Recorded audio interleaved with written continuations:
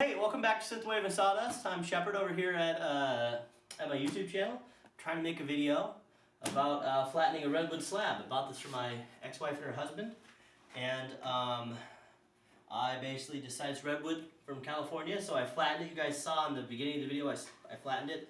So what I've done basically is it had a couple of cracks, so I filled it in with some epoxy, and then this is quick dry epoxy, so it should be dry by the time we're done talking. And then basically the goal is to sand it. There's a couple of options. You know, I just moved my table, but you know, I have my router sled set up. In theory, you can router sled over this again, but what I find is that the bit digs a little bit too deep and then there's more cracks pop up. So at this point, I'm kind of happy with the thickness of this bad boy. So what I'm going to do is just kind of keep this thing. It's about 2.5 inches thick, I think. So, I mean, I think that's a pretty good chunk of beefy, whatever you want to call. I'm trying to think where I put my measuring tape, but that's all good. So, I'm going to sand instead, just because that's going to be easier, and plus, you know, there has to be a part of this project that's not fun, and the sanding is definitely it. So what we're going to do is just sand, and then I've already done the other side of it, just so you guys can kind of see what it's going to look like. Oops. That's beautiful. So you can see it's pretty good. I've sanded it down, and you know, it's like 180 grit, and I'll probably do it a little bit more, and then I'll make any touch-ups I need. And then what we'll do is, after we finish sanding on both ends, what I've noticed, and if you could zoom in here, Mr. Cameraman, yeah, is, we're going to do it on the other side here, and what I've noticed is there are some really deep cracks on the side of this bad boy.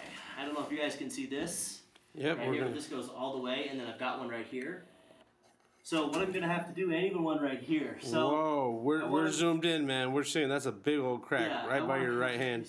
I want to make sure my gosh. I want to make sure that I've had structural integrity here. So what I'm going to do is basically somehow figure out a way to clamp this thing vertical like this, and then I'm going to run some tape. And you know, I want to kind of keep the live edge, but at the same time, what's more important is filling in the cracks right here. So what I'm going to do is basically keep the cracks the way they are, or keep the live edge as much as possible, but fill in the cracks. Because this thing needs to be structurally sound. I can't have my kids jumping on it, and then next thing you know, boom, it's broken. So for now, we're gonna sand. Then we do the sides, and then what we're gonna do is the end grain. There's some end grain stuff. But anyway, so we're gonna get sanding now. So yeah, cue the music.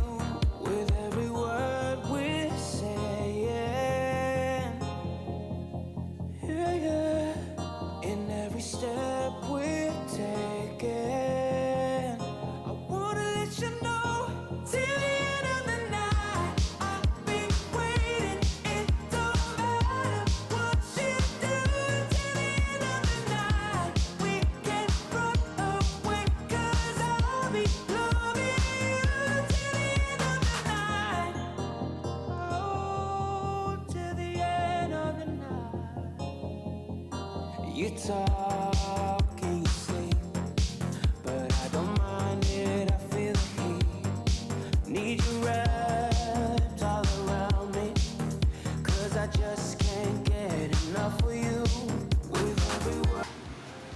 So clearly you guys just saw me using a hand plane to scrape this. I don't for a second want you to think that I am using a good hand plane. This is my thrift shop special, or as I call it, my garbage plane. I use this and a couple of chisels that, you know, this is the Home Depot one. I've sharpened and they work, but I've got a couple of really nice pair of hand plane chisels that I do not use for scraping epoxy, clearly. But I didn't want you woodworking purists out there to be terribly offended.